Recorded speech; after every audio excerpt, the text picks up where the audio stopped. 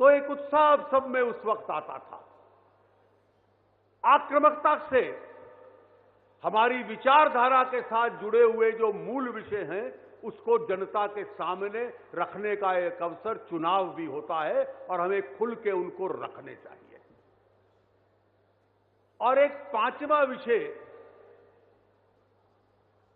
हम मोदी जी के नेतृत्व का मुकाबला नहीं कर सकते, हम उनकी सरकार की परफॉर्मेंस का मुकाबला नहीं कर सकते, हम भारतीय जनता पार्टी की विचारधारा का जो असर है उसका मुकाबला नहीं कर सकते, तो गठबंधन के आंकड़ों के साथ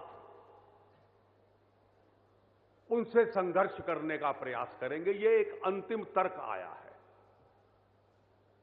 इस गठबंधनों का क्या इतिहास है? मैं इसको अंग्रेजी में कहता हूं कोएलिशन ऑफ राइवल्स। ये आपसी दुश्मनों का गठबंधन है,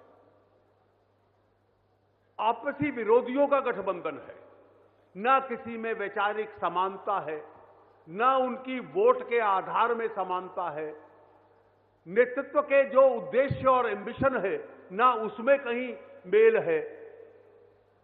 और कितनी बार ये अनुभव होगा? ये अनुभव तो सबसे पहले चौधरी चरण सिंह ने भी किया था, चंद्रशेखर जी ने किया, वीपी सिंह साहब ने किया, देवेगौड़ा जी ने किया, गुजराल साहब ने किया। हर बार ये विफल हुआ और उसका जीवन कुछ महीनों से अधिक नहीं चला। नीतियां पैरालाइज हो गई, नेताओं के एम्बिशन एक दूसरे से टकराने लग पड़े और इन गठबंधनों की सरकार इतनी मजबूर सरकारें होती हैं कि एक भी व्यक्ति समर्थन वापस ले जाए तो लुढ़कती हुई न जाने कहां चली जाती हैं। चुनाव हमेशा कभी इस गणित पे नहीं जीता जाता।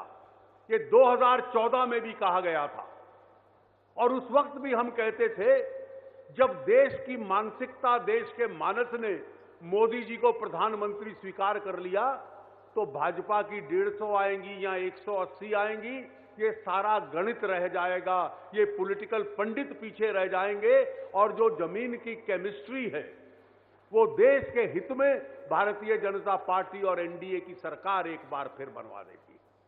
गिनना शुरू करिए तो पिछली बार एनडीए में 24 साथी थे, इस बार 35 हैं। और इसलिए इस गणित को जनता के सामने इसका असर क्या है, हम अपने लाभ में कैसे इसके तर्क को रख सकते हैं। जिसको वो अपना लाभ समझते हैं उसके भय को, उसके परिणाम को जनता उनका नुकसान कैसे करवा सकती है, इसकी बहस हम लोगों को जनता के आगे बहुत तीव्र तरीके से रखनी चाहिए।